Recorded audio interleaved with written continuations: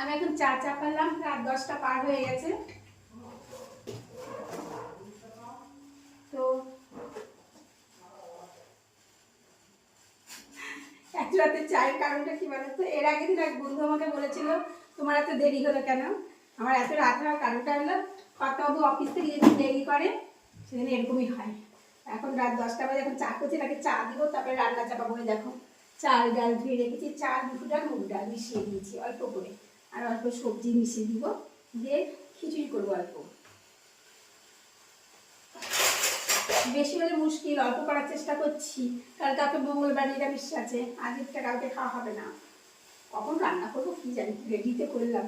চা দিব, তাকে একটু টিফিন দিব, অল্প পায়েস করে রেখেছি, দুদিনের দুধ জমে গেছিলো, একটু পায়েস মুড়ি দিব, তারপরে রান্না চাপাবো।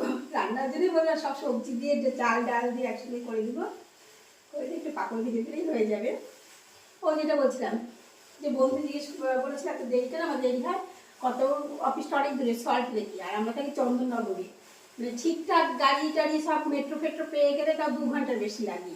আর যেদিন একটু দেরি হয় অফিস থেকে বেরোতে, একটু দেরি তো হয়ই, যেদিন দেরি হয় সেদিন আসতে এরকম অনেক রাত হয়। তারপরে স্টেশনে যাই, স্টেশন থেকে আসার সময় ঘুরতে ঘুরতে বাজার করতে করতে দুজন মিলে আসি, আসলে বাড়িতে আসতে অনেকটা টাইম লাগে, চেঞ্জও করতে পারিনি, চেঞ্জ করতে পারি দেরি হয়ে যাবে, ঠান্ডা লাগছে জানো।